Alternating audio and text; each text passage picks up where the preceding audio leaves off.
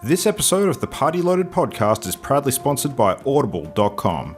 Check out their awesome catalogue of audiobooks with over 180,000 titles to choose from. And be sure to grab a free audiobook on us and support the show by visiting audibletrial.com/endgame. Let's party.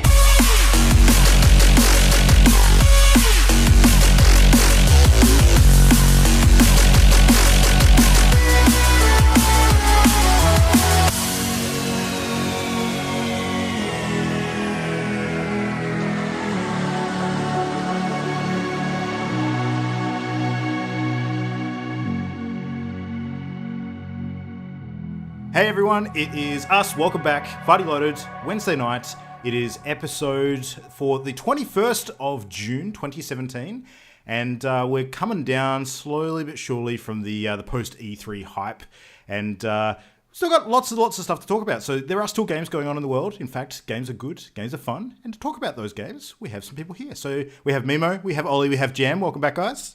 Hello. Has your E3 sort of come down week been? Everything been returning to normal? Not that we really sort of changed our lives to deal with it. It was just an exciting week. So You're on your own there for that one. What is normal? I don't know what is normal. Well, we've all retreated back to our comfort zones as far as games this week goes, I think, for the most part. With a couple of exceptions, but yeah. Been seeing plenty of the Armello, plenty of the Overwatch, plenty of the usual stuff. Yeah, I mean, actually, just diving straight in, because I'm real keen to hear about this. Ollie, you've been playing something different this week, so tell us all about it. I have, for a whole 30 minutes. Oh. Massive time investment so far, but I've started playing a game called Little Nightmares. So for those of you that have no idea what the fuck this game is, and fair enough, I didn't until not very long ago, until a friend was like, you should play this, you will like it, because you like horror and you like platformers. Mm-hmm. I'm like, sure. So it's a cutesy, actually cute is the wrong word. It's an artistically styled horror platformer, so side-scrolling platform with a bit of 3D depth to it. This is not the claymation one, is it? Lots of 3D. No, it's not claymation, but it's sort of a similar style to, what was the one that we all loved? That was Limbo? Insomnia. It was a side-scrolling platform. It had the weird thing at the end. Oh, dogs. Inside. Yeah. Kind of reminded me of that with like the way the character models are for the people, but it has some definite body horror elements and some definite like childhood horror, like nightmare stuff elements in there. Right. But yeah, it's pretty cool. I'm not sure if I'm an actual person or if I'm something else yet. I'm not entirely sure because I'm really small and scale in this game is very ups and downs. So I'm not sure on anything actually. Okay. But it's got some cool mechanics. It's got some interesting bits and pieces. And the art style is amazing. I showed Mimo a trailer and she's like, nope, I'm out. So that's a good indicator for you horror fans. Yeah, that's usually a good sign of a game that I'll probably enjoy. Yeah, I like it so far. I've played about half an hour. I'm more than willing to continue. So, Little Nightmares, I'll keep you guys posted on that one. Apparently it's not a very long game, so I'll probably finish it by next week, I imagine. So next week's episode I'll give a bit of a wrap up, but initial impressions, pretty sweet. Nice. Pretty cool. That's a Steam acquisition for you? Yes. Nice. Well, I mean, with the absence of any other sort of massively new experiences, Jam and I have been sort of delving into a fair bit more Starbound this week. And Jam, we mentioned briefly last week some of the new additions to the game with the recent update, like the mech suits and the space stations and stuff like that. Have you gotten a chance to try any of that out? There's mech suits? Yeah, fuck yeah, what? man. Oh Yeah. my god, you do not listen. Yeah. I have visited a space station and a couple of space ships, and I'm acquiring resources to get my own space station, and it's great. That was the thing I discovered today, which immediately shocked me. I was just like, you can build your own space station? What? That's cool. There was a very excited screenshot in the WhatsApp chat today. Yeah, I was kind of amazed by that. That's really cool. No, the mech suit stuff is interesting, Ollie. So you basically, you do a quest to unlock the mech suit, and it's a pretty early on thing. So it's not like you have to play, massively to end game to get it. But you get a basic suit, and you can actually upgrade elements of it later on. And it does have weapons on it, so you can actually fire like a pew-pew laser, and it's got like a mining drill and stuff on it. So, yeah, but you basically navigate around on the space map to different locations that you would have to use the mech suit to explore, because there's like zero gravity or no oxygen or anything like that, and allows you to sort of, go onto space stations and ships and things like that. Some of them are hostile, some of them are not. The ones that are not, you usually encounter sort of groups of explorers in like medical ships or, explorer colonies and various different things like that. But every now and then there's like a mercenary ship of some sort that you have to, fight off a whole bunch of aliens or defense systems like, turrets and things like that. Get on board, steal their loot. It's cool. It's just a really nice addition to the game. It makes it's almost like little mini missions in a way, I thought. So. I have one question with the mech suits. Are they like Iron Man power armor style mech suits, or are they like mech warrior giant robot mech suits? Giant warrior robot. Yeah, definitely like that. The thing I would probably most equate them to is... I'm fairly certain that there was a very similar mech suit in one of the Mega Man games that you actually occupied, which had a rock drill on it. I can't remember which Mega Man it was, but... Oh my god. Yeah. For old school PS1 gamers, Future Cop LAPD. That's what it reminds me of. Yeah. Very, very old game. Yeah, something similar to that. Good examples. Everyone's going to know exactly what you're talking about. Solid. Nice. All right. Yeah. Tight. It's a lot more Ironmonger than Iron Man, if that makes sense. But yeah, it's pretty bulky. But it's cool. But there's some weird stuff in this game that I never knew existed, which I've just been discovering as we go along. Like I sent you guys a message today. I discovered a weapon that was just like, what? It's basically what I've now called the hentai hand cannon. It's a gun that basically shoots a massive tentacles at the enemy. And its special ability is basically it just has like a huge cloud of tentacles that it just writhes out all around you, so you can literally walk through dudes and it just clubs them to death. It's weird. So I was going to say, it reminds me a little bit of... that shoots finger bones. Shoots finger bones? Interesting. Yeah. Is it actually labelled as an alien weapon, or is it something that you were able to build, or how did that work? I found it. You found it, okay. Loot. Yeah. I've got a sword with an eye in it that you can actually pop the eye out and throw it like away from you, and it sees what is a screen or so away from you, so it's like a scouting. I've got that. I haven't equipped it yet, but yeah, weird. That looks hilarious. Yeah. Some super unique mechanics in this game. But yeah, like the cool thing is like finding all this like interesting and fun gear. I reckon we're not even like a quarter of the way through this game. There's still stacks to go. So, Oh, hell no. yeah. Have you seen, I've been trying to unlock just the cooking recipes, and there are so many. There are so many, and that's just food, which is, it doesn't need to be as complex as it is, but it is because it's fun. And you can make the dumbest things imaginable, and I love this game. It's so goofy. Yeah. It's just the best kind of goofy. There's apparently a whole bunch of sort of wiring and sort of automatic electronic sort of modules and stuff you can unlock later on as well. Yeah. Which I imagine will be something similar to the Minecraft Redstone sort of stuff. I don't know how detailed it will go. But if there's a possibility to set up things like automated turrets and things on our bases, that would be sweet. So, have you seen the underwater laboratories and bases on any of the planets? Basically, they've been programmed to, have working airlocks that trigger if they meet certain conditions, and water detectors and vents that can open up to drain the water out. And it's just, you can do a whole bunch of stuff so that you can make the weirdest, craziest little bases. And I've just got this really basic, wood plank or platformed room to hold all my crap. But I'm slowly going to pretty it up. Did you see my study? You're downplaying your base somewhat. You've made this immensely impressive creation. It's huge. It's huge, yeah. And it's getting better. But it started very basic. Yeah. But I've got one really nice room now. It's my big study. It's got massive bookcases in it. It's so much fun. I love decorating. Yeah, Jam's got a literal dragon's hoard costumes. of treasure down on one of her basement floors. It's like these mountains of gold. It's crazy. It looks awesome. So, yeah, good game is good. It is super fun. So, really enjoying that. We had a couple of days ago, though, where our Starbound server went down because it's actually sort of been organised by a friend of ours, and the game updated, and because the server copy of the game hadn't sort of updated at the same time, and that needed to be manually sort of ticked over, we were locked out of it for about a day. So I got back to The Witcher, which I'd kind of forgotten about a little bit, and played a bit more of that. I will say that after the jankiness of the controls when I first kicked that game off about a week or so ago, now that I'm sort of settling into it and playing the first major area and getting through some of the missions and stuff, it's settled down a lot. and I'm getting my head around the progression system and the controls and the sword fighting. Like, while it's a lot more simplistic to other Witcher games, which, you actually have push button attacks as opposed to. This system's a little bit more automated in Witcher 1. It's not entirely so. Like, you still have to sort of tell, which combat stance you want to be in and when you want to strike and stuff like that. But it's not quite as responsive as the future games. I'm still finding it's detailed enough to really hold your attention. So it's getting quite interesting. The story stuff is great. The character stuff is great. A little bit of duplication of some of the character models, which is a little bit annoying. But, given how long ago this game came out, I can kind of forgive it for that. So, yeah, I don't know. What was your overall impression of The Witcher 1, Ollie? Because I know that you've played it through to completion. Jam, you started at Witcher 2, if I remember correctly.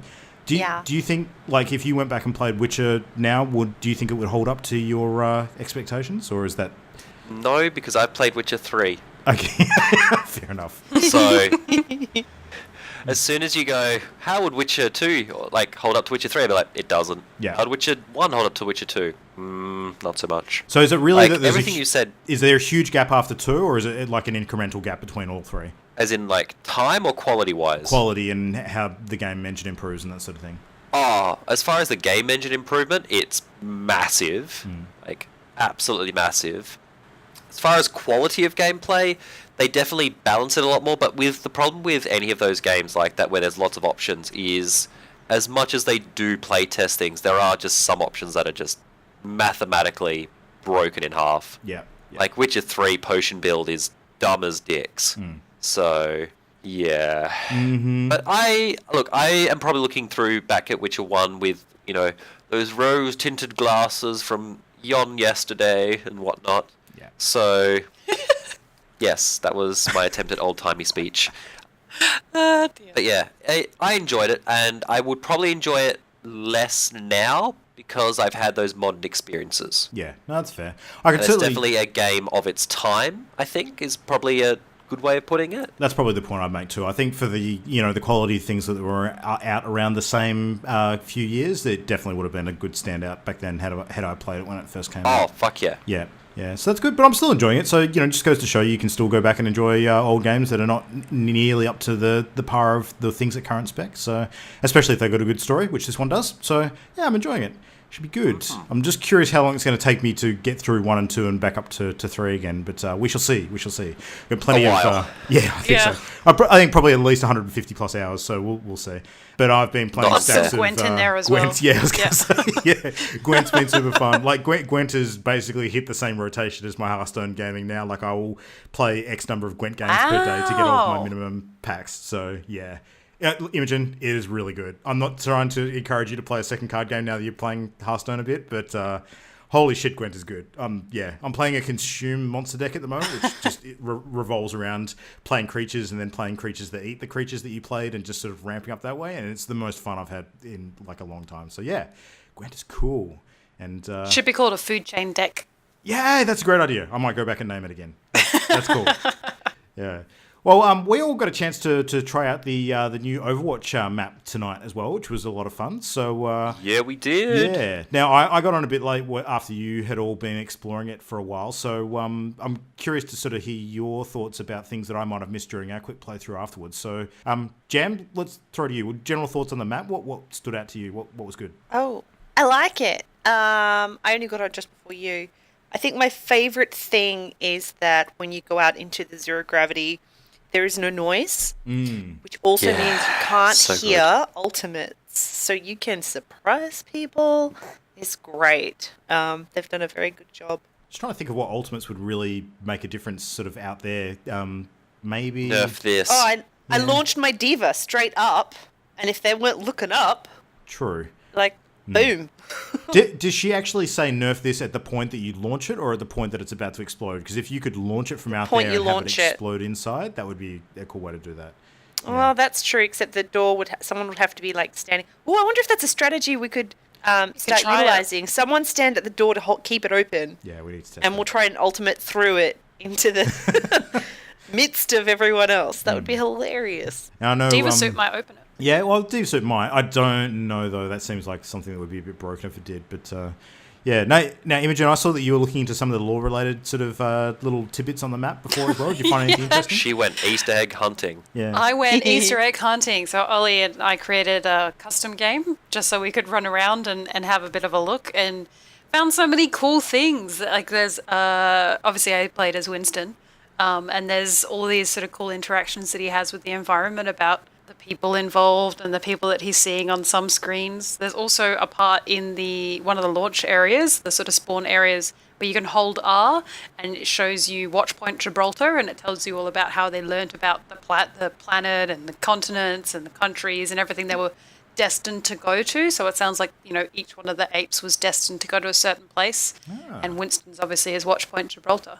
So it's actually really cool. I mean, all of the screens, they've got like little messages, like the last messages that were up there, and they've got information about the hydroponics lab, and they put so much detail into it. So I just wanted to spend the time sort of going through and appreciating it. There's sort of a little bit of destruction that's already there, obviously from, when they had to sort of evacuate and everything, but it was really cool. And it's designed so well for Winston's abilities, which kind of makes sense. It's got that vaulting height in a lot of the rooms, which was really cool. There's a lot of sort of through and through, so if you're quite good at using Winston's jump or any of the other mobile characters like Farah, Diva, etc. that have the boosts, then there's actually quite a lot of sort of straight through and through lines that you can use. It's really cool.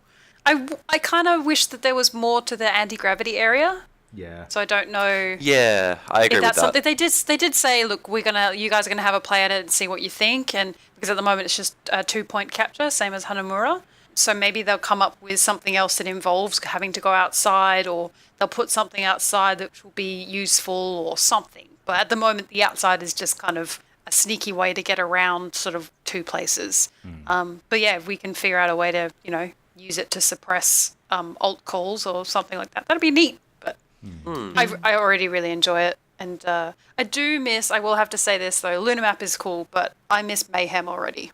The Mayhem mode that was in the arcade is now gone. Yep. And that Mayhem mode was so much fun. Yeah. So much fun. And so, yeah, I wish they'd bring that back. Bring it back, Blizzard, please. I really enjoyed it. So it's just been replaced temporarily, well, we hope temporarily, by the zero gravity version. Which, do we actually know if that zero gravity is just the lunar map, or is that applied to other maps as well? No, it's All other maps. maps. So it's a low gravity one, not a zero gravity Oh, one. okay, cool. Interesting. Yeah, no, Gotta use the proper science. there's definitely some maps that I'd be curious how that affects. Like, low gravity on Route 66 would be very interesting.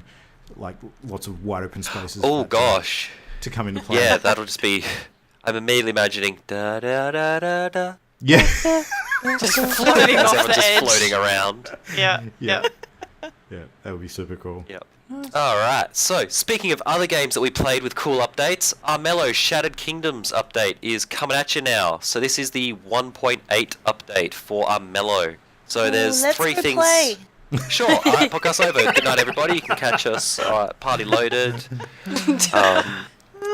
But yeah, so the three things that they're sort of touting for this update is there's a greater king presence, so you'll have some cool new stuff to do. So not only like new animations for the Dusk Dawn things, victory sequences for like Spirit Stone, Rotten Prestige victories, more updated animations, textures for his degeneration, all sorts of bits and pieces for the king.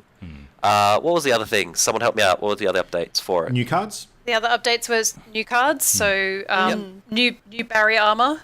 So new armor for the King's Guards. Go, They will all Barry. have permanently equipped, which means that dice that would otherwise explode will count as defenses, which is pretty lucky, which is helping them out because they're a little bit woeful in their survivability at the Barry. moment. But also it will be a card that is Beza. available to the players, which is pretty cool. There is also the Poison Trident, something to do with the Trident. Where did we get the Trident? Reaper's Reap Trident? Line. No, the Trident's right. Yeah. Reaper's Trident, yep. Which is like a corruption sort of based weapon that looks pretty brutal. Treasure. So in the hands of Silas from the Bandit Clan, a corrupted Silas, that could be absolutely devastating to any King's Guard. So yeah, that's pretty cool. And then the final one that came out today was Fury Mode. This is the one or I'm as some excited people on the about. internet are calling Furry Mode. Armello Fury is Mo- furry mode. It is pretty much furry mode, yeah. So Fury mode is house rule abilities that will basically reduce the timers on absolutely everything in game, meaning a much quicker game. So rather than, for example, you get a timer for your turn to move and to do everything that you want to do, and that timer resets every time you move or you take an action, that will only add a couple of seconds each time you move or take an action now, and there will be a permanent timer on screen counting down all the time. So it's just taking a little bit of... Sometimes some of those games can go for a very long time, so that's a cool It's not my update. fault. I have to read my cards. It's not your fault. No, that's the actually reason all why I'm Jam's so fault. excited about this game mode, is because I would love to be able to get in more games of Armello during a couple of hour period, rather than just soaking up all that time for one or two. And honestly, as far as the time to read stuff goes, that's what your opponent's turns are for, and that's one of the good things about this game. So you can sort of use that downtime. Did you see the game the other day where I wasn't taking any time at all to make decisions? I was destroying you. Sure. But I also had Humble great brag. cards drawn. Humble brag from Jam. I got lucky with every single draw. No, from that's okay. I wasn't decks. taking any time to It make was decisions either, fantastic. and that's why I fucked them all up. Mellow. It's a really great is. way to learn to hate your friends, everybody. We're Should play it. playing Available more, now on right? Steam. After Yeah, this, totally. right? Totally. Sure. Totally. Yes. Mayhap. Fury All mode. right. Did you say furry mode? Yeah. Yep, I did it's furry not. mode. Oh, god damn it. I got no segue to lead in with furries to the next part, so I'm just going to go for it. So, E3 attendance is now up as well, so they've released their official stats for E3 2017. So, apparently they are... 68,400 people attended E3 2017. Oh, Apparently my that is goodness 30% gracious. more than the previous year, which, that's a fairly big step up. It's not quite to its heyday days of the early 2000s. I think it was 70k for 2004, 2005, I think. I think that was more venue dependent as well, though, because capacity Yeah. changes from year to year. Yeah. How long do you have to But- queue for if there are that many people? Fucking ages. God damn. Imagine a queue simulator and... Yeah, well, you've been to PAX. You know what it's like. Oh, Yeah, no, but it's worth I'm the Imagine guessing the it's smell far of worse. 68,000 E3 attendees. Oh, look. Just joyful. It's fun. But yeah, so the numbers going up is a good thing as far as the convention is concerned, because they did open up to the public, and clearly there is a demand from the public. So Yeah. Well, there was that's a good sign for the vet. 15,000 public passes that were bought up this year. So, Yeah. doing the math, there's a hell of a lot more than 15,000 that, increased by. So, there you go. Exactly.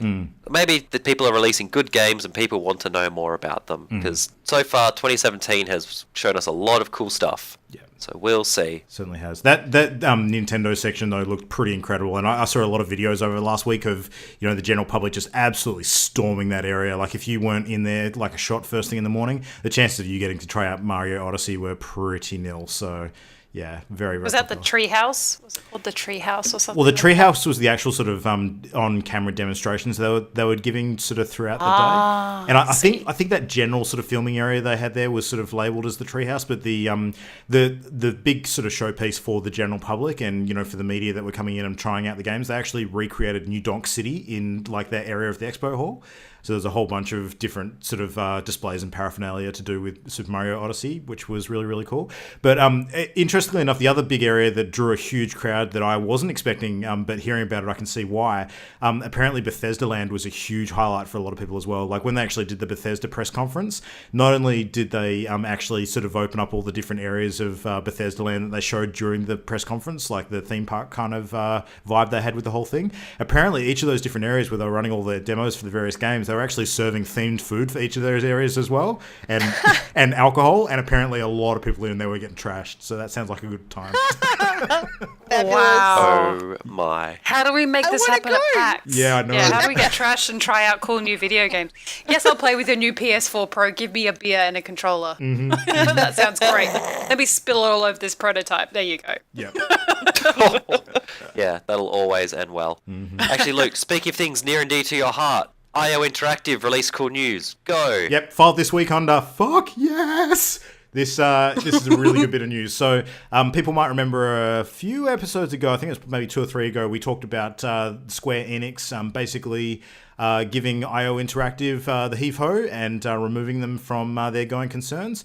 Now, there was a bit of concern about IO and, of course, the Hitman franchise, which is pretty much, associated with them, and how successful that's been in the recent year or so with the new episodic model Hitman. What was going to happen to that? Like, what was going to be the fate of a potential Season 2 for Hitman? And the good news now is that they've basically bought themselves out and they've gone indie. So they have retained all of the rights to the Hitman franchise, which is a fucking awesome piece of news, because they're probably going to want to ride that cash cow as long as they possibly can, if it is indeed a cash cow. It may not be. That may be part of the reason why they got given the disconnect from Square. But I mean, if there was going to be a chance of seeing more Hitman, this is it. This is the best way for that to happen, and I, for one, am very excited to see what they come up with. So they're clearly passionate about the franchise. They really want to make more cool Hitman stuff as well as other games. So I think it's a good thing for the public. Let them make cool games. Let them do it on their own without having to worry about the corporate overlord situation. So yeah, That's still a fairly big studio.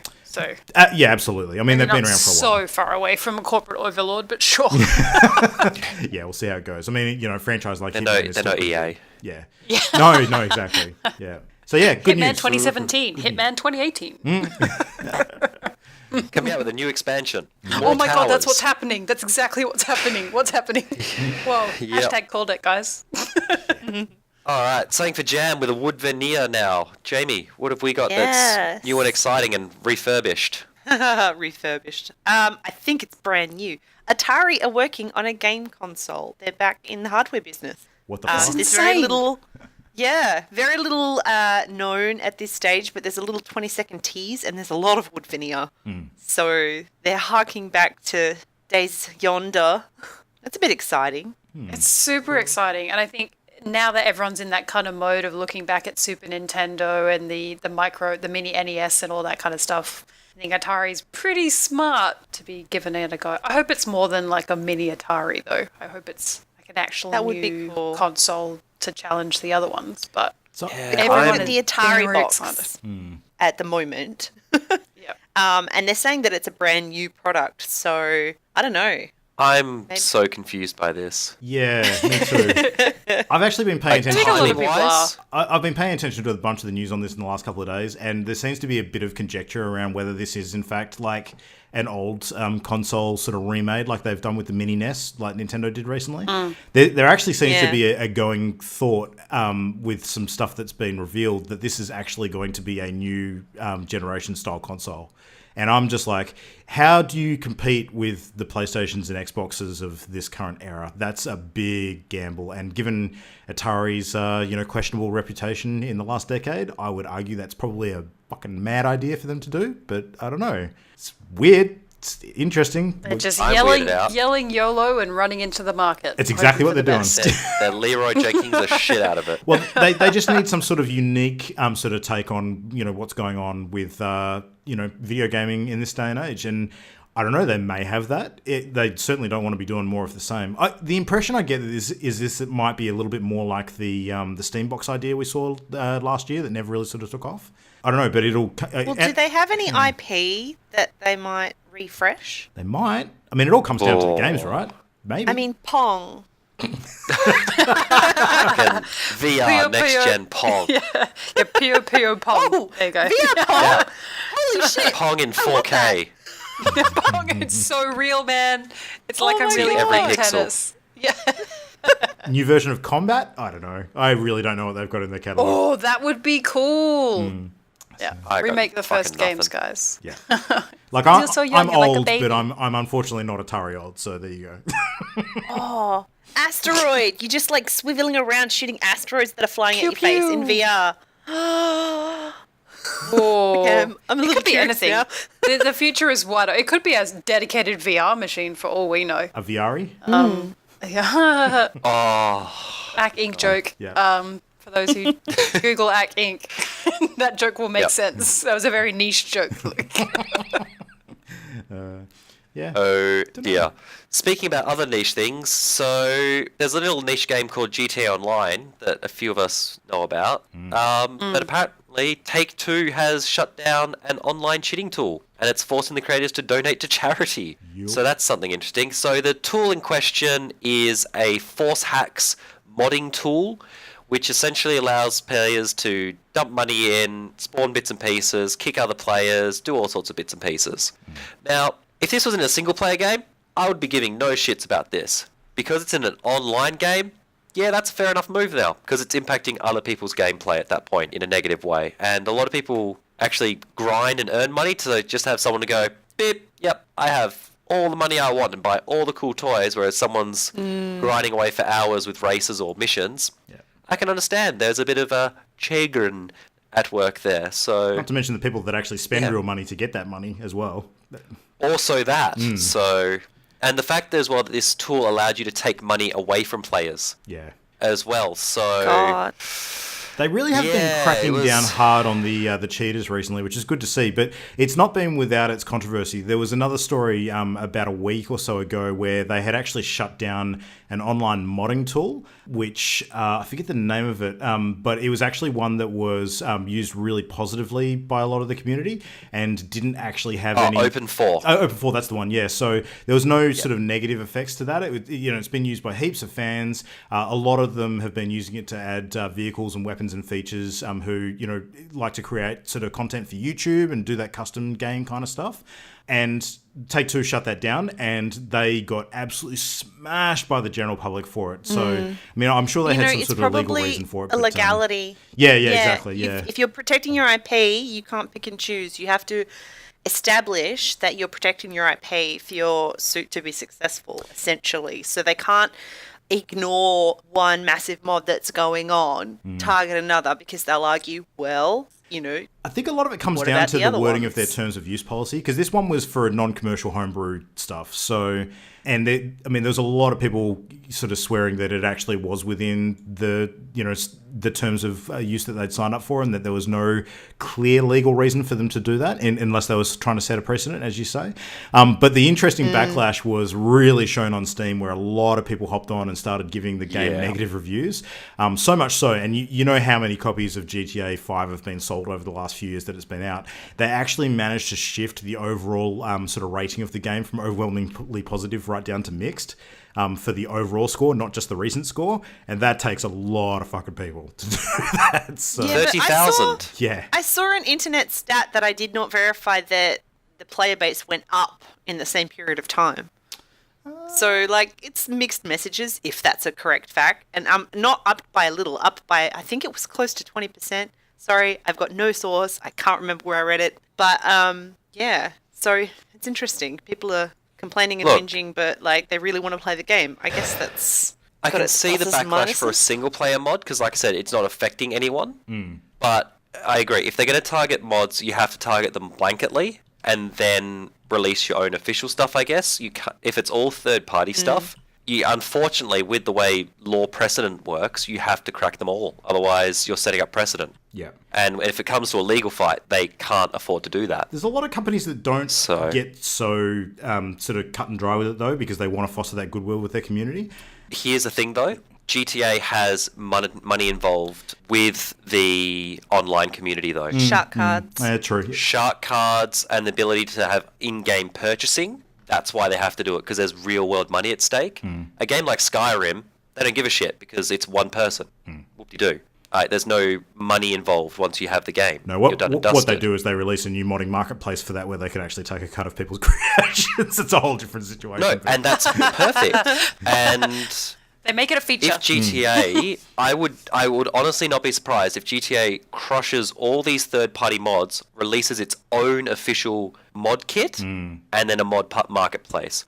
Would not surprise me. It's in the entirely slightest. possible they're trialing something like this pre-Red Dead Redemption 2, That's a good point. which they will expect to have a huge online presence. If they're not stupid, and they're not, they're very good at building these games now. Yeah. They'll want a system in place that prevents the cheating issues that have been rife in online.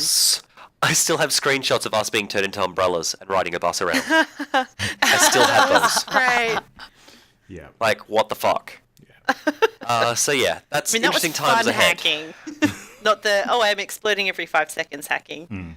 Yeah, exactly. So It's a bit of an update on it, and it's a bit of interesting news, but we'll see how that develops in the future, I guess, really. So time will tell if it's a good move or not. Still a good game. I'm going to put my money on it was. Oh yeah, the game itself is great, so we'll see how we go. Speaking of games that are potentially still great, Pokemon Go just did a big update as well. Anyone got any news on this? Because I don't play Pokemon Go. That's your sort of flavors of the month with the Pokemans. I haven't touched I it deliberately for avoid a this. while, but I was actually curious how popular it still is. And I'm just trying to find the figure now, but there was actually they released how many active players they've still got that are in the game.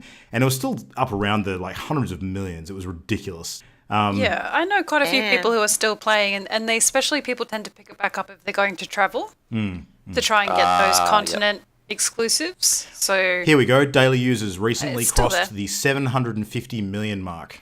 Holy moly. Fucking hell. my Wow. goodness. Yeah. Thanks, Asia. Yeah. Yeah. Jesus Christ. So it's interesting. They've got a big multiplayer update happening, which addresses a few different things. One is that basically they've reworked the Pokemon Go gym system. So the way that it worked before is it was really sort of non-interactive. It involved sort of, a lot of the top players basically just chucked massive Pokemons on the gyms and just camped them out forever. And there was no real competitive incentive to, continue having a crack at them. But now, basically they've added like a photo disc to spin to the gyms, just like Pokestops, so you can actually get items from them, which is cool, gives you a reason to go to them. But also, every Pokemon that's housed at a gym now, you can actually feed them berries, which sort of increases what they're calling the motivation factor. So if you want to keep a Pokemon at a friendly gym, like it's part of your team, happy, which actually keeps them strong, players can visit the gym and feed them berries to do that. And anyone can do it as long as you're on the team that's currently controlling that gym. So if you don't want to get involved in the whole gym fighting thing, you've still got a reason to go there and do that, so that there's a bit of an incentive, which is pretty cool. There's another thing that they're rolling out soon. I don't know what the date on this one is though, which is going to be like they're basically like adding, for want of a better description, raids to the game. So it's kind of like, do you remember the original launch video for Pokemon Go? It showed the footage of a whole bunch of people in, I think it was Times Square in New York, sort of battling the With Mewtwo. Mewtwo. Yeah. Yep. So it's kind of like that. And the way that they're doing it is it's going to be based around gyms, I think. And every now and then the gym will sort of flash and have like a raid event. And I think these are going to be reasonably common. They're going to limit it to people being able to only do it once per day, unless you sort of pay for an in-game item or find like an in-game item that unlocks a further opportunity at it, which I'm sure will be a paid thing. But it allows you and a group of people to sort of find like a raid that's going on in that area. I think it's going to be like a lobby system for it, they mentioned. And you collectively battle against like a bigger, tougher version of one of the Pokemon in game. Now, it's not necessarily just going to be sort of like legendary Pokemon. It's going to be, just regular ones, but probably ones that are a little bit more uncommon. So you might come across like a Venusaur or a Gyarados or something like that. And if you can beat them collectively, then each of you get a chance to try and capture it at the end of the battle. So I think this is a cool way to sort of keep people interested again in sort of, playing cooperatively with other players and doing something a bit more interactive. But by the same token, it gives people a method to try and capture some of the harder to get sort of mons. And if they do sort of decide to do those legendary events at a later date, this seems like the perfect vehicle for it. So yeah, interesting. Yeah, this is what people kind of wanted. Like, this is what got people super interested when the ad first came out, albeit a joke. But that's what people were like, yes, we want to do that. That'd be super fun. I am sort of thinking about the reality of these multiplayer kind of raids happening, because it's already kind of awkward if you're like, when we were initially playing the game, like if you're at a gym, like you knew that person on their phone was like the other person from the other team who kept like recapturing the gym. So it'll be a little bit weird and awkward. Super easy. Just grab their phone and smash Oh, it. people have tried that, believe me. A lot of Wow. Please don't actually do that. I'm not advocating Please that. That was a don't do joke. that. Please No. don't destroy people's hundreds of dollars worth of technology. Yeah. And, a lot of people's livelihoods. So let's not do that. Don't encourage violence. Go and have a conversation with people about why they chose the wrong team in Pokemon Go. There we go. So I mean, there's only really one team for Pokemon Go. Let's be honest now. what's that? It's true. Everyone knows Oh, it. God. It's all right. Oh, God. That's true. Team Mystic for life. Anyway. Team Rocket, right? Team Rocket, right? Yeah, Team- exactly. Team Rocket. I think it's Team Pokemon Company, because they're the ones that are making squillions of dollars with the property at the moment. Yeah. So, yep. Mini crickets. Be on there too. Anyway, so one last thing in the news. Mimo loves it because it's got to do with her two favourite things, Blizzard It and does. Twitch. coming Hooray! together and making weird 2-year-old babies. Yeah, I ship them so hard. So Twitch and Blizzard have announced, I think today, that they have just entered into a 2-year worldwide collaboration agreement, which is kind of huge news. Now, thinking about it, Twitch obviously do a lot of streaming, and it kind of makes sense because, a lot of people who are on there are streaming Overwatch and everything else. But Hearthstone Blizzard is fans always will up know top. Yep. Hearthstone, exactly. Yep. So, Blizzard fans will know that Blizzard a little while ago came out with their own sort of streaming version that streams straight to Facebook, which seemed like their sort of play and them sort of making, a very big move into that space. But this sort of signals that this relationship with Twitch could, mean a lot of things. What it means for you is that we will get some third-party streaming. Twitch have third-party streaming rights for some of the Blizzard esports content. It doesn't say all because some of that stuff is owned by other properties and things like that, but it means that you'll get easier access to probably the upcoming Overwatch tournament, potentially some future Hearthstone stuff. It also means that those people who are now Twitch Prime users, subscribers in Australia will get, and around the world, will get it just as game content for users. So that might be, if you're a Twitch Prime subscriber, you could get a skin, or you could get a special badge, or those types of things. They did one of the loot character boxes, portraits for Hearthstone with the Twitch Prime promotion when that first launched. So to get the priest and one. they've got the golden loot box at the moment for Overwatch. If you're a Twitch Prime subscriber and you link to your Blizzard account, then you get the golden loot box. So all of those things are very exciting, especially for us here in Australia who only just got Twitch Prime. Thumbs up, world. We're still working on Amazon Prime. I'm still trying to figure out what the deal is there. We're nearly there. We're so close to just catching up with the rest of the world in our ability to distribute products. We have a lot of distance to cover, so it took us a little bit of a while to figure it out. Yeah. We've got so many weird taxes and things going on that don't make any sense. So, that's getting figured out. But yes, that's really interesting news. So it just means that they'll get more support for Twitch streamers who are promoting Blizzard games as well. And I think that would just mean it's so nice to have a collaboration rather than just acknowledging that it just happens.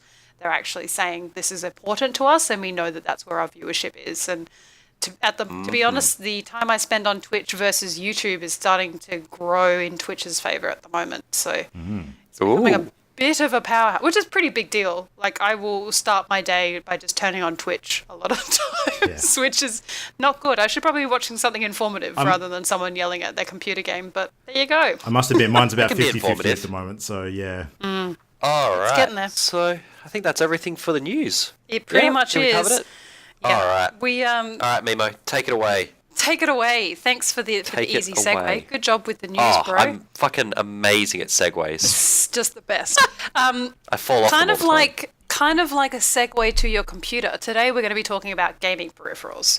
So the things that attach to it that are important but not necessary really to gaming. Now, we kind of had a thought, and during the week I was sort of reading up about E3, all of this new amazing stuff that's coming out around peripherals and headsets and keyboards and mice and screens and all sorts of wonderful things, and really just top-notch nerding out about some of the cool stuff that's coming out and some of the abilities of PCs, and thought, we've never talked about this on the podcast, which is surprising to me, and I think equally as surprising for everybody else involved, because we each have our own sort of priorities, we each have our own setups. We talk a lot about my patchwork potato computer setup, but we don't really talk a lot about the other things that I have in my gaming repertoire.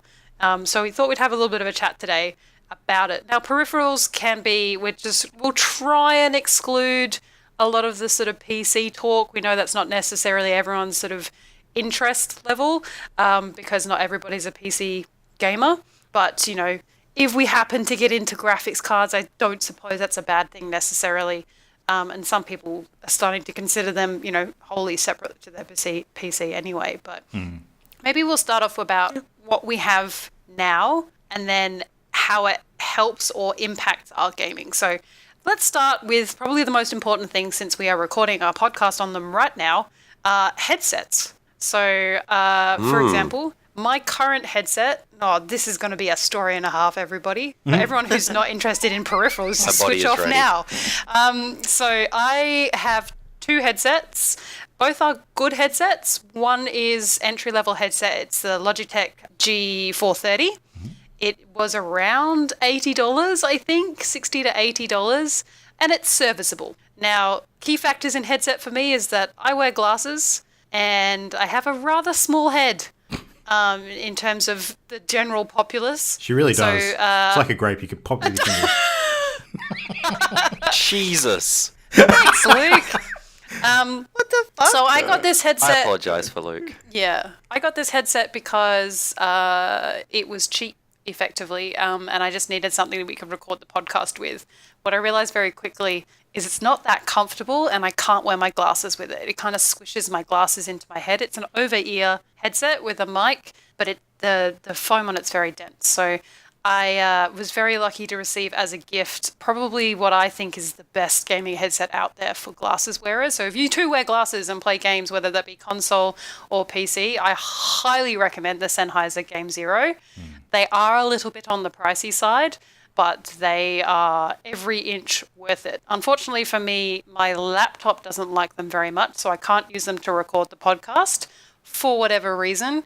It doesn't really make any sense, but neither does anything else that my PC does. Are you guys investing in headsets, or are you base level headsets? My word, yes. Well, I for me might personally, I've got the Everybody exact at same once. headset as you. Yeah, everyone at once. Fuck it. I'll speak over you all. Really? I have a Logitech G430 as well Me too. Well, there you go. So does Jem. because it was cheap and it fits over my ears. I actually, And the mic's Well, not shit. I did not and it realize feeds that you into all a had the USB. same headset. That's crazy. Me either. I knew I had the same as Mimo, but Yeah, 'cause mine's. I find it uncomfortable after a while. But this is the second Logitech, whatever it is, that I've had in a row. My last one lasted 12 months before the mute button died on me and got me stuck right. on mute because I like using was it a glorious. lot because then I can be feral and no one can hear me being feral. But We always hear you being feral. well, I mean, not deliberately. Right. When I'm talking being feral, that's intentional. Mute's important. Like, I have to say that the Game Zero, the Sennheiser ones that I've got is what they call, it's got a mic on it, so it's a flip up mute. And that's actually a lot more sort of cumbersome to do. Whereas the Logitech has the separate button that's on the cord, which I actually find pretty useful. It's great. Moreover than the Sennheiser ones, because, it's a lot easier. I mean, I guess you could argue that flip up's a lot easier while you're playing a game because you can just quickly flip it up. But if you're just about to sneeze, there is no time to flip up. You all get to listen to my sneezes. I apologise for mine as well, yeah. Because mine's been, it's always been a bit uncomfortable if I wear it for any length of time. And I tend to wear it for great lengths of time. And I happen to have some JB Hi-Fi vouchers. I've been looking at getting, I should have figured out what it was that he has. My brother has a really amazing one. Again, on the pricey side, like yours, Have no Memo. doubt. Yeah. His is open back. I think I'd go closed. But it's super comfy. It sounds great. It's better for big heads. Yeah. So But, what I'm hearing yeah. is headset is probably more geared towards comfort than it is necessarily what we get in the game. I mean, the Logitech Yeah. 430 is not, super brilliant sound quality, I guess. I mean, a lot It's of that fine. depends on your sound card all right. as well. But yeah, it's got dual feed as well. So if you've got a proper PC that's not like mine, it's got a separate mic and headset plugs and a converter to USB, which is pretty neat. That's what I use. Yeah, it reviews pretty well, and if you're looking up sort of a good all-round headset, that's usually the one that comes up. That's probably why we all ended Yeah. up with it, because It's super affordable. It's super affordable. Not me. I And got just Yeah. to be I'm pretty different sure to the they still ladies, sell it. I got so much use out of it. Yeah. and just to be different to the ladies, I find it really comfortable. So make of that what you will. How about you, Luke? Well, my setup's a little different because mine kind of blends a bit into, whenever I talk anything to do with audio, it kind of blends into the podcasting setup as well, which complicates matters a little bit. So for the longest time when I was podcasting before, I actually used to, and Ollie knows this because he hopped on to a number of episodes when we were doing our World's End Radio, where we would more often than not sort of record live all in the same room. And so that meant that my mic setup for that was mixing board with multiple mics sort of leading out of it, set up for a room kind of setup. But as we've moved more towards the recording audio for podcasts and shows and YouTube content and that sort of stuff, just sort of in front of the PC doing it remotely over Skype, I no longer needed that big mixing board to kind of do that because I only needed a mic for myself and not a whole bunch of other people. So I really sort of was keen to transition to a USB mic because I didn't need all that other crap on the table. So, and I definitely wanted to have a separate separate mic to my headset because I just prefer using a separate mic. Like a desk mic, I think you can just get much higher quality stuff. You've got a lot of flexibility with regards to how you place it on your desk and, keep your face free and all that sort of stuff. Like it's much easier when you're eating and things like that. So not that you want to eat in front of the mic, but, you get the idea. So because I had a desk mounted mic, when I chose a headset, having a great mic on the headset was not as relevant. I mean, the one that I got still has a good mic, but I didn't sort of look for the best headset on the market as far as microphone went. I was more inclined to look for, good sound as opposed to how it sort of sounded to other people. So I'll say the headset I've got is the HyperX Cloud 2, which I got last Christmas, I think. I did a ton of research before I picked this one. The key things I was looking for, number one is I wanted to find a headset that had a easy set of controls for it that weren't actually on the headset itself, because I hate sort of fumbling up towards my ear and not knowing exactly which button I'm pressing. I wanted something that was on the cable. So this one's got like a little dongle on the cable which has your mute control and your surround sound if you want to turn on your simulated 7.1 stuff. Your mic and your headset volume is separate there too, which is really, really good. But one of the best things about this headset is that the sound quality is perfect, but it's also closed back, which when you're podcasting, this is something that's really, really important, particularly if you've got a desk-mounted mic. You don't ever want the sound from your headset bleeding into your microphone. So I had a bunch of headsets that were recommended to me by various people who know quite a lot about this sort of thing, but because none of them are podcasters, they all omitted this very important little fact, which I kind of was lucky to realize on my own before I purchased it. Open back headsets are handy for when you want to sort of hear the environment around you. Like if you're a parent and you actually give a shit about what your kids are up to, you might want an open back headset. If you're like me and you trust your kids to do the right shots thing. fired against yourself. Yeah, exactly. Wow, self-burn. If you actually want to sort of, disappear into a world without being disturbed by everything going on around you in the house, you probably want closed back headphones because then you can't hear shit. So it's got its pros and cons. Like it's a bit of a double-edged sword. Like when I podcast with you guys, sometimes I'll actually just leave one ear off just so I can hear the volume of my own voice because you can't hear it very well. Like I'm often gaming with you guys and you can hear things that are going on in the background in my house that I can't hear myself because my headphones are so sound cancelling. Which is interesting. Luke, your children are killing each other. Yeah, exactly. Yeah. And I'm just like, they are. Luke, you might want to check on that. Yeah. But for when you're actually... Is Lisa okay? For when you're trying to prevent sound from your headset going into your mic and from when you're actually editing audio as well, which of course I spend several hours a week doing, it is perfect because it blocks everything else out. So it's really, really good for that purpose. So yeah, is it good? Is it PC only or is it also console? No, it's got a whole bunch of really good features, which again sort of factored into the reason why I got this one. So it is perfect for Xbox One and PS4. The little dongle that has the volume controls on it actually has like a 3.5 mil jack that it sort of unplugs from there. So you can actually plug it straight into your PS4 controller from that point. And you can plug it straight into an Xbox One controller as well, as long as you've got that add-on to the Xbox One controller, which allows you to sort of plug in extra audio devices. I forget what the name of it is, but you actually have to buy like a bit of kit for your controller. Little key thing. Yeah. But the other thing that is really cool too is that the microphone, like the sort of bendable mic that goes with the headset, that actually unplugs as well. So you've actually got like a 3.5 mil jack space in the headset that you can actually plug other audio devices into that have that same size jack. And one thing that I've experimented with, which actually worked amazingly well, is I've actually got a lapel mic which has a 3.5 mil jack. So I can actually plug that into my headset and actually mount the lapel mic on my shirt and talk through that into the headset, which is really cool. So yeah, just a little bit. So now we can hear you crinkling chocolate papers in like cool surround sound, very high def. One thing that it would come in handy. One thing that you are the worst at, and the desk mic, I will say to everybody else. So desk mic will probably be relevant if you're streaming. So if you are, in Australia and somehow have been blessed with great up speeds, then you might be tempted to sort of stream. And desk mics are great for that. But we can hear Luke typing, and it sounds like he's typing the angriest email known to humankind. It doesn't help because your keyboard is mechanical, isn't it? It is, but I mean, we'll get on to keyboards in a Spoiler sec. alert, keyboards are next. Yeah. Yeah. Sorry. So very quickly, I had forgotten, but I do have another headset. I have my Xbox headset. I've got a mid-range Turtle Beach. Also uncomfortable because it's too tight for my head. But we should swap, Gem. You can have all my huge headphones and I'll take your tiny headphones. It's got a removable mic, like the one Luke was saying. It's got the connector to the Xbox One controller, which allows you to very easily mute, unmute, but also change the balance between party chat and game volume, which is great because I can like block you guys out really easily if I want to listen to a cutscene that's going on, but then mute it right back down without having to go through a stupid menu when I'm just, faffing around but talking to you guys. So, yeah, it's pretty good. I mean, Turtle Beach are a good brand. Oh, yes, they are. Yeah. But, yeah, I can't wear it for more than a couple of hours at a time. Actually, I got a question for all of you, sort of on the topic of your headsets. Because one thing I found kind of important with headsets after the last one that I had, I had a cheapish sort of Logitech one that lasted me many, many years. But one thing that sort of went wrong with it towards the end of its life was that it had leather, faux leather ear cups. And I found that after a while, that material actually starts cracking and disintegrating. And if you, sort of keep your headset for long enough and you can't replace those ear cups, you actually end up with just, it sort of cracking off to the point where you get black leathery crap on your ears when you've worn your headset for a while.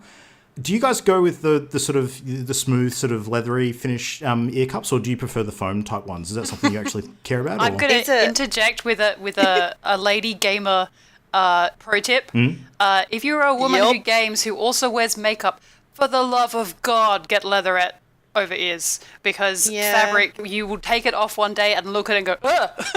Just that's my covered headset. in makeup. It's even one just of those light things, foundation, it accumulates. It accumulates. Really it's pretty gross. If you've ever sort of picked up like a desk phone, like old school, but if you ever picked up a desk phone that sort of one woman's been using for a long period of time, they'll just be like this sort of beige color to it. Yeah, so the gross part is at least we can see that our face is sort of becoming part of the earphone, whereas I don't know if guys, you get like just an oily residue. But yeah, leatherette or whatever or similar is a smart idea, especially if you are a woman gamer or somebody who enjoys wearing makeup while playing games, then it's a good idea. I prefer the comfort of fabric. I think fabric's more comfortable. Personally. It's bad for like if you. I can't imagine what it must feel like to sweat inside. I'm not a particularly sort of sweaty person, which is very lucky for me. So I've never had that problem, but I can imagine that would be pretty gross. One of the cool things about the HyperX Cloud 2 that I got was it actually came with the option of both. Like you could detach the ear cups and it actually gave you parts for either option. See, that's cool. Yeah. Yeah, I think that's a cool idea. It's even better if like one option sort of over time starts to degrade. Like if the foam starts to get less cushy or if the leather starts to crack, you can just replace it with the other option, which is cool. I went with the leather because I just, wipe it clean occasionally with a baby wipe or an alcohol wipe or something. And I think it lets less sound bleed out as well, which is again the whole purpose I was aiming for. So that is pretty handy. Yeah, you do have to be careful with the alcohol wipes. You could find that was probably why your headset degraded quite easily towards the end. I've not used one yet, but that's a good tip. Yeah. That's a pro tip, guys. Alcohol destroys shit. Now, just like before we get on to the next families. thing, because it kind of Jesus.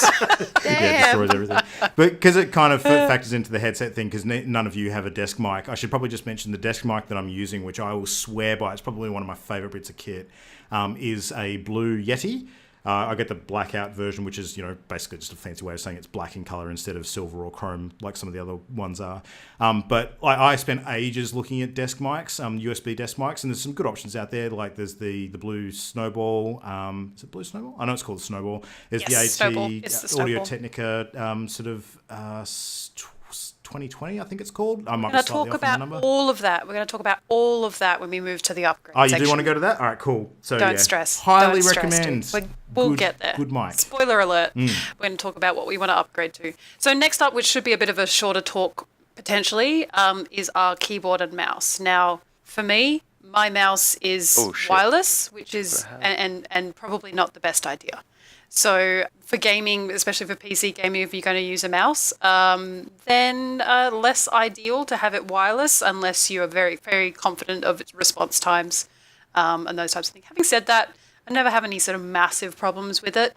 It's just sort of recommended to have a wired mouse, but I really like my wireless mouse. I like the freedom. I like less wires on my desk because I have enough going on. My brother actually got a wireless a couple of weeks ago that he swears is the best he's had. It's got very, very low latency. A lot of the new Razer guns. I'm going to pop out for 30 seconds and see if I can figure out what it is. Go see what it was, yeah. But a lot of A lot of mice that are available on the market at the moment, if they are wireless, they can come with their own sort of branded mouse pads, which sort of help with the feedback to the laser on the bottom of the mouse. Yeah. So that could be a good idea, but it's certainly not where I'm at in my gaming, but I'm not a Twitch shooter person. So my keyboard, however, is my pride and joy, and I love it to absolute pieces. It is the Razer Chroma Deathstalker. Yep. So it's a low-profile Good pick. mechanical keyboard with the chroma lighting, which is programmable. So I can change the colors of it.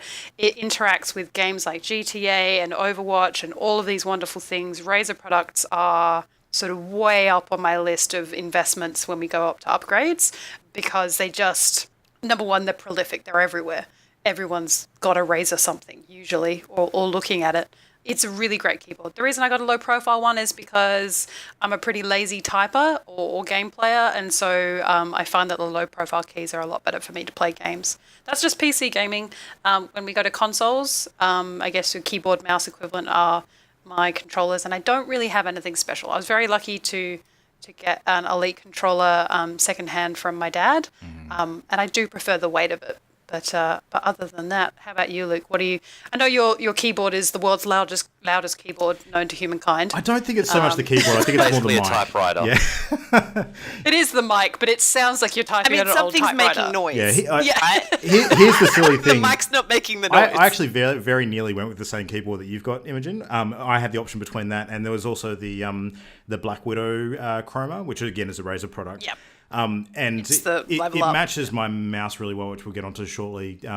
Because those Chroma keyboards and mice, there's certain games, and Overwatch is a really good example with them, that actually have the software built in to respond to the keyboard.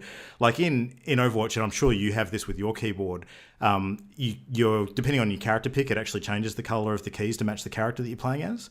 For some of those. It also raisins. flashes when you get your ultimate. Yeah, exactly. Yeah, that sort of stuff's really, really handy. But in the end, Which I didn't... only discovered when the light bulbs went out in my study, so I suddenly really? knew light was coming from my keyboard. No, in the end, I went with something a little different. So I did still go with the mechanical keyboard because I think they're excellent. And I went with the Black Widow Ultimate Stealth keyboard. Now, the reason why I did that is because mechanical keyboards are really, really loud, and I have a desk mic, and I knew that was going to be a problem, particularly when we're doing anything like this. So I deliberately went with the keyboard that was supposedly a hell of a lot quieter, because it's the stealth keyboard. It's supposed to be, much sort of less clicky when it comes to the mechanical nature of the keys. Now, you guys give me so much rubbish about the amount of noise that my keyboard makes, but I can assure you, had I not have gotten this one, it would be 10 times worse. So I think it's still quite a quiet keyboard. No. I just type really loud. No. You need to, practice being more delicate. Yeah. Well, it's got the I feel back. like we need a smash. demonstration of how loud it is. No, all right, hang on. Yeah, actually, next time we go over for D&D, Luke, I'll just type down. Show so us. This will come through, I'm sure. So yeah, you can get a bit of an idea. Yeah, that's It's close so to bad. normal. It could be a lot worse. that is it's almost as audible as your voice. Like, Yeah. that So, says yeah. a lot. And if when we're playing Overwatch, if like all of us have died and stopped moving or aren't making noises, especially if you're playing Farah, all we hear is dudunk, dudunk, dudunk. Just like, oh geez, Luke's in trouble. So this one's still got the backlighting, but it's the on-brand Razer green. It doesn't have the chroma functions, unfortunately. So yeah, I still like it quite a bit. I would prefer if it had the chroma stuff, but it suits my purposes. So I'm still a fan of it. It feels good. Fair enough. Should I talk How about you mine guys? then? Go for it. So I went with a sort of mid-range budget style keyboard mouse setup. So I went with the Logitech route for myself Oh, nice. personally. Yeah, my mouse is Logitech. Yeah. So for my keyboard, I have a Logitech G105 with its sweet extra buttons for games that I never fucking use, and I probably should actually now that I think What of extra it. buttons do they use? What does it do? It has G1 through G6 down the side where the tab, caps lock, and shift is, Oh. and then on for, top like, of above Push that, to it has talk and so it has good. M1, M2, M3, MR above the escape and F1 and stuff like that. I have a button that lets me swap between controller and keyboard. I have a brightness setting on there. I don't use any of this shit, but it's there if I want to. So those that's extra cool. keys would be amazing for MMOs. I should really use them actually. Yeah, I think Yeah. for voice chat functions, that would be really Probably good. get So you're on not that. actually using keys that would type characters into a voice window. So Yeah, Probably. So that's something I feel a bit guilty about purchasing and not using properly. So thanks. Good Onto topic. other things. Yeah. The mouse, though, I'm very happy with. It's a Logitech G402. Oh, I've heard of this one. It's good. This one is... I really like this mouse. So it's... I wanted a mouse with a few more buttons, but I didn't want one of those mouse with, like, just infinite buttons on it. And you're like, oh, God, I've hit 5 buttons trying to just left-click. Yeah, I've got a Logitech G700S that I, again, got because my dad wasn't using, and it has so many buttons on it, and it weighs a ton. It's huge. My hand is too small for this, so I don't use it anymore. But they are really good mice. I have big man hands, so this mouse is basically perfect for me. I deliberately went for a mouse that was low profile as well, that didn't have all that crap on it, because I just didn't need it. And I think similar to you, Ollie, I think I would just never use it all. So for the longest time, I was actually a trackball user. Like, I used to love trackball mice, and the reason for that is because I used to find that I had a lot better sensitivity. Fucking lasers! Yeah, I had better sensitivity in my fingertips than I did by moving my whole hand around. It just seemed like more sensible to do it that way. And I went through a bunch of different Logitech models. They had some good trackball options, and wireless trackballs as well, which were even cooler. But I just found when it came to some of the more recent games, just the response times weren't quite as good. And the biggest problem with a lot of trackball mice, and I've only found one that doesn't have this issue. I'm sure there's a couple more out there, but it seems to be a very common problem with trackballs, is that a lot of them don't have the mouse wheel. So if you've got any games that have the mouse wheel function, and usually that's used to sort of zoom in and zoom out on things, or change weapons. If you've got scroll through weapons. Yeah, it just doesn't have that at all, which is really fucking annoying. So So in the end, I went with the Razer Death Adder Chroma, which is a very nice sort of simple mouse. It's got a couple of buttons on the side. I use those for my Overwatch ults and some of my alt weapon fire and things like that. Like when I'm playing as Farah, for instance, that's my my hover boost kind of thing. And yeah, it's perfect. It has just enough extra functionality without being cumbersome. So I'm a huge fan of this mouse. It's real good. How about you, Jen? I went and found the information. So it's funny because I thought I'd have nothing to talk about, forgetting that like my setup had changed in the last 2 weeks. When I bought my computer, I just got a little ordinary $70 set of keyboard and mouse, an Octane set, backlit. I can cycle through colors, but nothing fancy.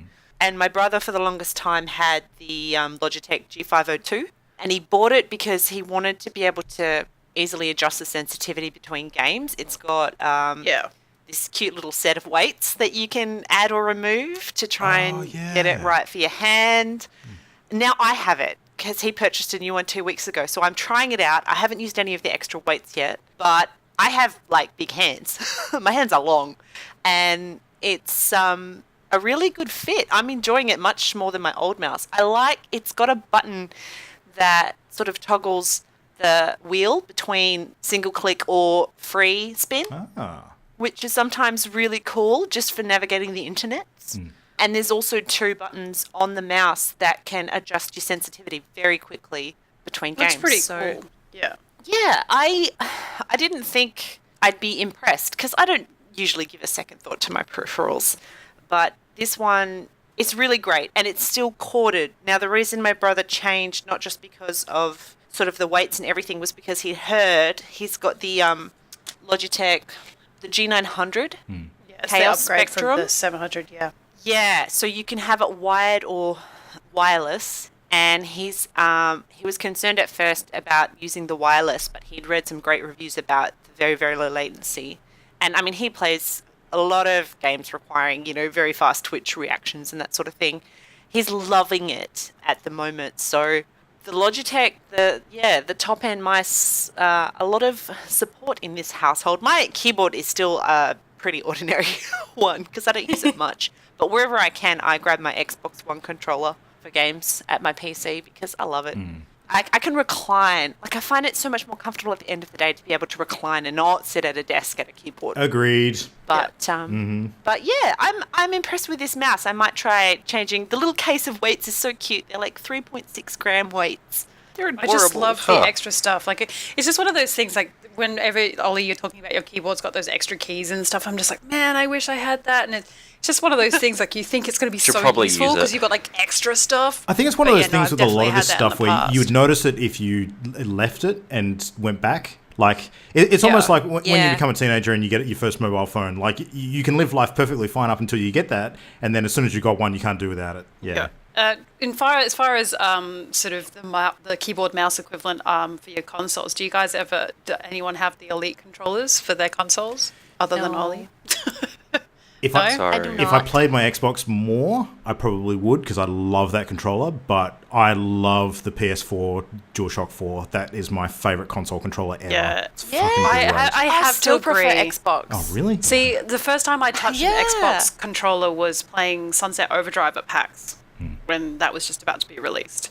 So I've always played with a PlayStation controller, and having the PS4 and playing Persona on it, like Jam was on, or when I started playing Horizon Zero Dawn, oh my gosh, so much easier to use. And it's inbuilt muscle memory. I think it must just be whatever console you play sort of most. Oh. And even though the Xbox controller connects a lot better to the PC for obvious reasons because it's the same company. Yeah. For All the a lot of drivers are PC better users. compatible. Yep. And the drivers are the better. Yeah. I definitely for console much prefer the PS4 controller. Yeah. That comes with the system. I'm the opposite, and I was a PlayStation gamer for 10 solid years before I got my first Xbox. Wow. And I instantly preferred the Xbox controller. But Jam, I think So that the much more hand comfortable in hands. size And I've got is big probably hands. yeah, exactly. That's Yep. right because the Xbox controller is bigger for people with Definitely. larger hands. I think. Yeah. Oh, the PlayStation Yeah. one just feels cramped. I have like tiny hands, so maybe that's my problem. I just remember picking up that controller for the first time and I was standing next to you guys playing, and we all played that one game of Sunset Overdrive that we lined up for an hour to play. And by the end of the game, I couldn't feel my thumbs anymore. It was so much hand cramp. It was ridiculous. I'm like, what is this horrible controller? Someone give me something else and something better. But yeah, so I hope PS4 controllers will be more sort of compatible in the future. Well, Steam right. has sort of gone a bit of a way by sort of making PS4 controllers compatible across a wider range of games on Steam, which is good. But the problem I find with it is that a lot Still of not games, all. and I mean GTA Online is probably GTA 5 in general is probably the biggest example of this. A lot of the games still have the controller schemes sort of in the game that refer to the buttons on the Xbox controller. So if you're playing with a PS4 controller, which has the symbols on it, and on screen you're being prompted to hit X, Y, A, or B, it can be a little bit confusing unless you intuitively know what you're doing. So, yeah. Now we know it's only because Sony doesn't like to play with others, Yeah. which we're seeing more and more. But that's off the topic entirely. But that's probably why we don't see an awful lot of integration with PC, I should say. Possibly. All right. The next one's a pretty big one. Oh, sorry. I did want to say that for years, when I've talked about this before, I used to play World of Warcraft, and I played for a very long time. I played on a laptop using the touchpad. So any form wow. of keyboard mouse setup. Fucking Yeah. madman. I hate those things. So I had every key on my keyboard was mapped to do something because I just did You're not have the insane. available resources. It was so difficult. I used to sit on my couch and play World of Warcraft. I was quite proud of myself, but obviously in the game I was a bit of a potato as a result. Anyway, I'll Just always use a generally wireless potato. mouse with a laptop just for that reason, because I hate the touchpad. And I like to be able to sit on the couch with my hand on a mouse rather than both hands on the touchpad. I hate that so much. yeah, it is. It's fairly unnatural to do, but I think it was a needs-based sort of thing at the time. It was so that I could play World of Warcraft, and people wouldn't realize I was playing World of Warcraft when I was sharing houses with people. Nice. Pretty much, everyone just thought I was on Facebook. Nope. So Curious the next clicking. yeah, the next one is pretty important one, and it's going to be really easy for me to just pass on to you guys, is the screen. Now, I use my laptop, which I won't say anything bad about because it does an amazing job for what it is. But so I just use my laptop screen, and I use a second-hand, basically CRT monitor that's been squished to look like a flat screen that I got secondhand from Jam's sister. So my setup wouldn't be what one would call pro by any stretch of the imagination, and that's not really a choice. It's kind of like just my current financial situation. I didn't want to spend $200 and get something that was just okay. I'd rather sort of splash out and get something big. But how about you guys? I know I've seen a couple of your monitors and they're pretty neat. I might jump in first because mine's pretty straightforward. And I think Jam, Well, I was going to say Jam and Ollie probably got better gear, so I'll just get my shit out of the way first and they can talk about the good stuff. Probably not, actually. I don't know, man. Because this is my single greatest regret. I've only got like a crappy sort of 19-inch flat screen monitor, and I really, really badly want 3 of them, like 3 decent monitors. Like, I want to get the whole triple monitor set up so I can use all 3 screens when I'm doing editing and stuff like that, because it gets so much easier. All the stuff I do on my computer, like when it comes to my career-related stuff as well. It just multiple screens, it's so much easier because a lot of it's design work, and the fact that I don't have that pains me greatly. Particularly because the last workplace I was at, you only have the one screen. I only have the one screen. The last workplace I worked at as well had the triple monitor, that. and I got so used to it. And coming home, I just felt like a fucking Neanderthal. It was real bad. So, settle. Fun fact. I've only ever had one screen. No, I know. The entire You've got time a I've better had a one. PC. So anyway, talk about it. Talk about my screen. All right. So I have a BenQ Zowie 27-inch monitor, and it's the 1 millisecond model. So it is, as best as I could find, a mid-range budget-wise. Like, it's not a super expensive, but it's not super cheap. Decent Reds monitor. It's not a 4K monitor. It's a regular 1920 by 1080. But it's designed to have minimal image lag. And for someone who doesn't like motion blur on their video games, this is quite a big deal for me. So I like having a monitor that can respond very quickly, because we play games that quite often need fast reaction times. And then we have Australian internet, so it doesn't fucking matter. So it's a thought that counts. Yeah. I went with that one. So it's mid-range, 27-inch, so it's not huge, because I sit probably about, I'd say, just over half a meter away from my monitor, like reclined back. So I don't want a gigantic screen. Like, that's something that always baffles me a little bit. It's because unless you have a really deep desk, if you have this ginormous, like, 50-inch monitor or whatever, you're not going to be able to see the whole thing.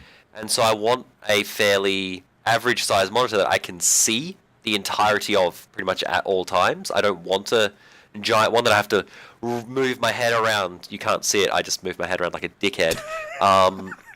To see parts of my screen. Throwing names now, are we? I demonstrated via an audio podcast. Good job. I'm amazing. So yeah, I went with that one. So 27-inch, low latency, normal resolution. I'll probably be upgrading in the future to a 4K, one of the slightly curved ones for the increased FOV and stuff like that. But that's a little way off. I don't feel the need to. Like, I don't feel like my monitor's lacking at the moment. Would you prefer to upgrade to single screen, or would you prefer to get a dual screen? Now, I know why people have dual screens. I'm aware of the applications. I have used dual screens at work before. I understand. But for me personally, I've never felt the need to. I've never felt the need to go, I have a game open and I have something else open as well. Like, or going, I have this open over here and this open over here. Cool, I just press 2 buttons, Alt-Tab, done. Like, for me, it's never been an issue. Like, I've never found I needed the utility of having 2 screens. I don't do enough things that need that. Okay. Like, I know some people are like, how can you not? It's the best. What the fuck's wrong with you? That's your preference. That's fine. For me, I've never needed to have 2 monitors. So, plus I probably don't have the space to set it up in the way I have my office set up. So, I probably could, but it'd be weird angles. I like sitting directly front onto my monitor. If I had 2 screens, they'd be more forward and they'd have to be on slight angles. Sure. So, yeah, it wouldn't be too great. Yeah, they're real good for corner desks if you happen to have one of those. I'm on a corner desk. Oh, nice. Okay. I use one screen as main, and then my second screen on my laptop is actually to the side. So I only sit in front of the one screen and I have the other one to the side. And usually all I usually use that for is our chat channels, and I can see what's happening in there. And, other bits and pieces, so I can have multiple things going. But it is because I've been trained work-wise to have the availability of those 2 screens. But I don't have the graphics to support anything super fancy in my laptop, so it's Yet. Yet, we'll get there. All right, Jam. I love Jam screen. Yeah, I do too. That's why I really wanted to say the best My to last. screen's cool. It is pretty neat. It's not as cool as my brother's, but I have a 32-inch Samsung LED. It's not 4K, but it's glorious. It's height adjustable and it swivels, so if I'm being lazy, I can recline at my desk and just angle it so that it's perfect viewing. I also prefer a single screen at home. I don't do enough, I don't know, things at the same time. Multitasking. Yeah, I don't like being distracted from my gaming. You're like me, you like to be focused. Yeah. And, I alt-tab if I need to kick Luke out of Mumble or Discord. But that's about it. I thought you had a hotkey for that. I'm working on it. Just being a macro. On the new mouse. But it's really good. It was quite affordable for how big and beautiful it is. I really enjoy it, and I'm quite comfortable. Like, I don't work from home often, but I can comfortably have two documents open side by side because it's 2560 by 1440. It's nice. And then there's my brother's, and he's got the 4K curved, even bigger. I don't know the specs or the brand screen, and it's gorgeous. And I'm so jealous. And I really want him to set his sights on another so that I can inherit it, because that would be great. It's stunning, and it's so thin. Mine's a bit chunky, and so it sits forward from the base, and that means I'm probably a bit too close to it. But yeah, at work, 2 screens. I'd die without 2 screens, but at home, I just don't need it. And I really love Samsung as a brand. I've got Samsung TV and soundbar in my lounge room. Wasn't such a fan of the Samsung phone. Gave me some trubs, went back to iPhone. But Samsung just generally, I've found so reliable. I had my last Samsung TV for 8.5 years, and it's in my garage. Still works. Bit cruddy. But your TV's worth it. Your 4K TV's worth it with the PS4 Pro. Oh, it's so beautiful.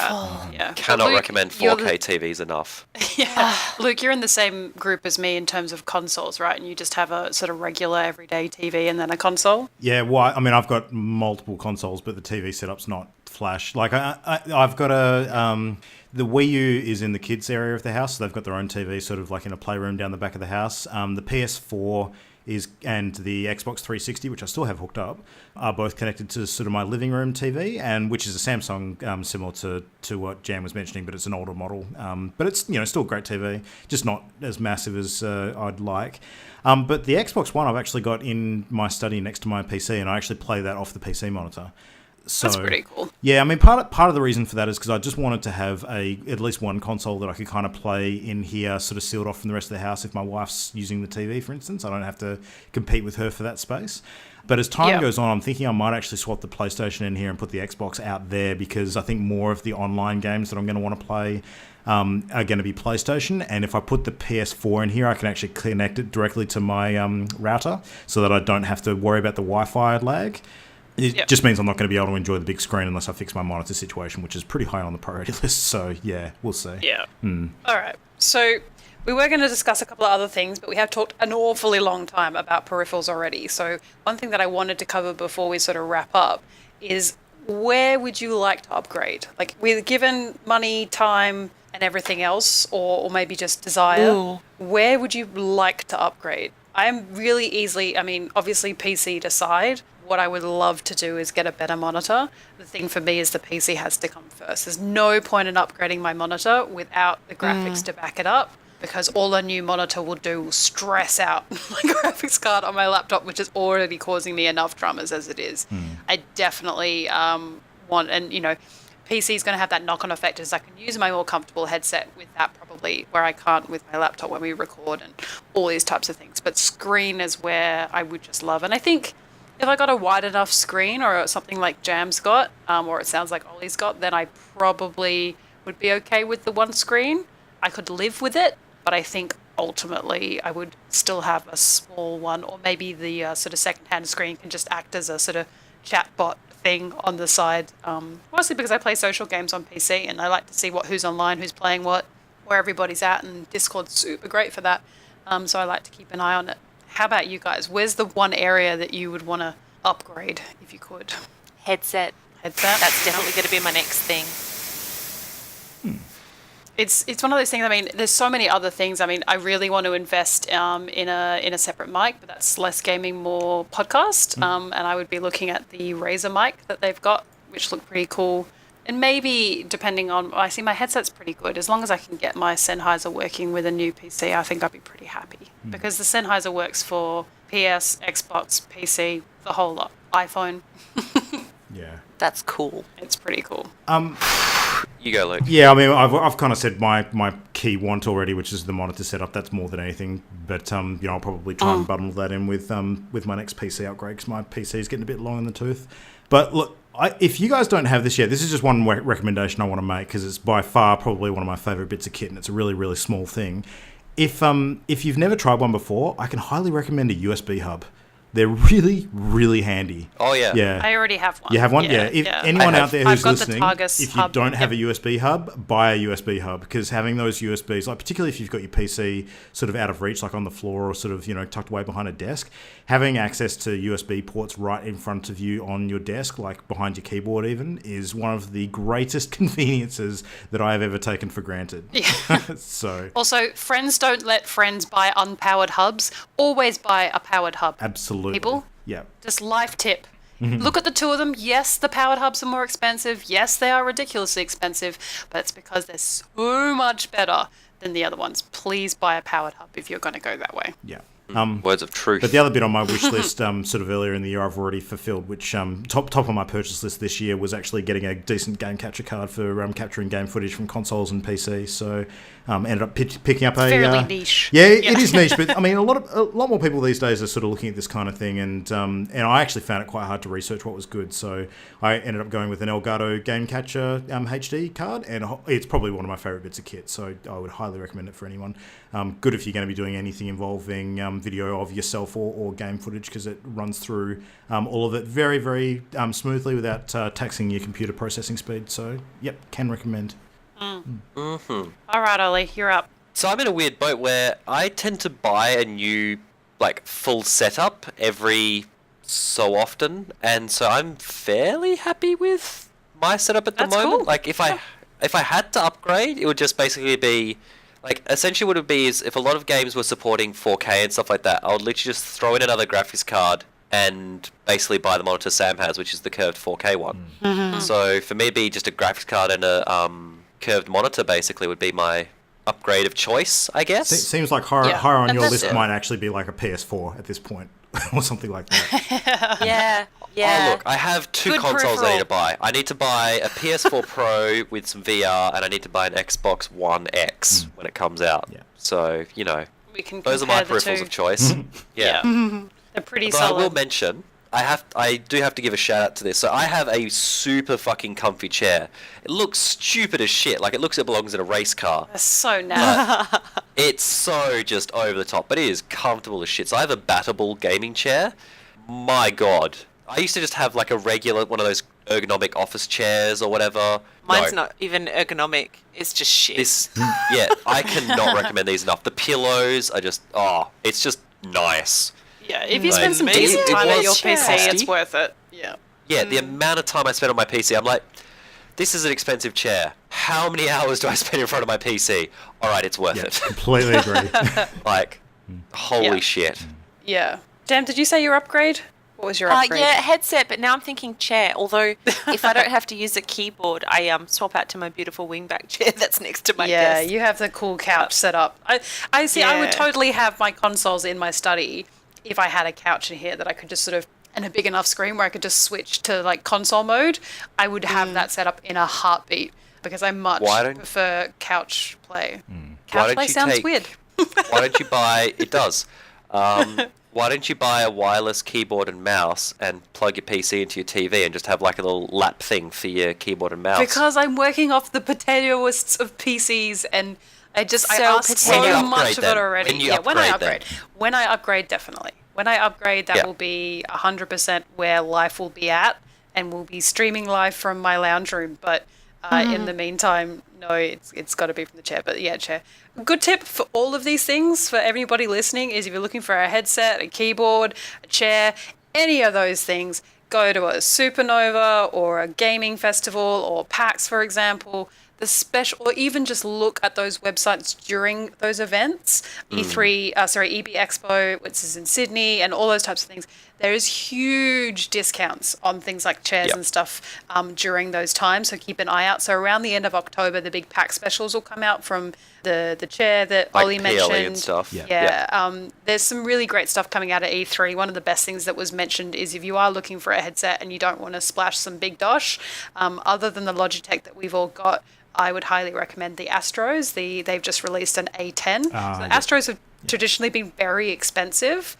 So they've just released the A10, which is around 60 US, which is a pretty good price point for Astro. They're a fairly good company and really lots of different colors and customizable. So if that's your thing, it's a good brand to go with. But that's pretty much it. I feel like in the future, Peripherals are going to become a bit of a bigger deal.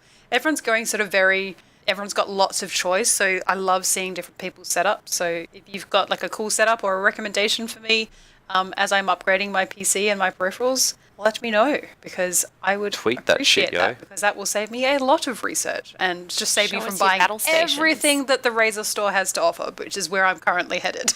We should get those guys to sponsor us after this episode. Good God. I mean, I'm not against that. I honestly, though, if you can, I don't know if the Sennheiser Game Zeros are stocked in places like JB Hi-Fi or whatever else, but if you can try a pair on, trust me when I tell you they are the most comfortable headset you'll ever experience, and well worth it if that is your biggest gripe with a headset. Mm-hmm. But it is on the pricey side. They are over $350 still, so it's a bit of an investment in a headset that I can't use to record a fucking podcast.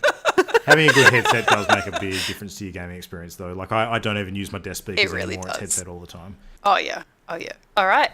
Awesome. That's it for Peripherals. Wow, we spoke a long time about Peripherals. Nice. Yeah, no, it's a super interesting topic. And it's one that I was actually surprised that even outside of our show talk, we haven't really talked a lot about with each other ever, really. Kind of every now and then comparing specs via text message, but that's about it. So, and it's kind of cool that you're sort of getting towards the space where you're looking at investing in a big upgrade imaging, because I'm sure this is all going to come up and be super relevant in the months to come. So, man, if I had all the money in the world, you believe that my PC would be my baby. I am a much bigger PC gamer than my current potato patchwork would have you believe. But my patchwork it's a nice sort of balance of what I want / what I can afford until I can afford a beast. Yeah. And it will be a beast. We'll get there. It'll be interesting. I think in the next 12 months, if I happen to get a new computer and NBN, I'll just not know what to do with myself. It'll be like a Stone Ages to modern day kind of thing. It's going to be interesting. I'm in the future. Yeah, exactly.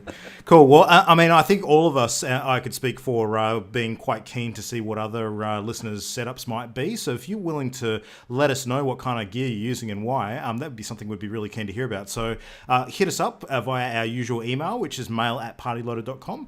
You can also share photos and things of what you've got going on to our Facebook page. What I might... Yeah, on the weekend when this comes out, what I might do is put a picture on the Party Loaded Facebook and maybe Twitter of my patchwork potato setup, because it's quite humorous. Yeah. And it would be great if you guys could share pictures of your setups as well. Yeah. Especially if you've got, those really cool ones with like the liquid cooling and the nice lighting. Something like that. Just inspire me to get a new computer. I have to find the remote that turns that on. That's been off for 2 years. Where is that I know remote? I can make pretty colours in the case. I just forget how. Yeah. All right. In the meantime, Facebook, Party Loaded on Facebook. Hit us on Twitter @Party Loaded Show. Also, don't forget, if you're enjoying decent audio on your desk PC, you might actually want to listen to our show sort of at your desk as opposed to on the usual sort of iTunes related sources. So look us up on YouTube, because every episode of the show gets posted to the Channel Endgame channel immediately after we record as well. And you can find that at youtube.com/Channel Endgame. Cool. So plans this week, guys. What do we got going on? Actually, Imogen, we should probably talk about your plans for this week, because I think this is quite unique and interesting. Oh, yeah. Yes. I see. I meant to mention this before we started recording. I saw this on the notes, and it's just a lot of pressure, guys. I finally bit the bullet after the announcement of Ori's, the new expansion coming sometime in the future. Set up a date to hang out with you guys this Friday. So by the time this is aired, we will have already played it. Potentially, I will have already finished Ori and the Blind Forest. So, yeah, you guys are going to come over and hang out with me. And I'm already second-guessing myself, because I'm setting myself up to failure in case I can't finish it. And also, I'm going to have other people in my house when I ugly cry, inevitably, at the end of this game. So probably not the best idea on my part, but we'll see. You know, we're going to learn a lot about Imogen. Yeah. There you go. Now, Imogen, there's a chance that I won't be able to make it to cheer you on Friday, but I'll make you a deal, which will actually help with, pushing both of us along. If I can't make it to your place on Friday to watch you play Ori, I'll be loading up Undertale here and getting through that myself. Oh, yeah, woohoo! Not to be shown up, of course. Yeah. We'll log into Steam every now and then just to check on you. Yeah, you can do that. Yeah. We'll just have it open on the side. I'll get my laptop out. Yep. Yeah. Nice. But in the meantime, Deal. more Overwatch, more Starbound. I'm hopping off. Let's play some games. Sound like a plan? Do it. Sounds All good. right. yes. Nice. All right. Well, good on everyone. Thank you for listening, and we'll be back again next week for more fun. Until then, night. Bye, friends. We out. Bye-bye.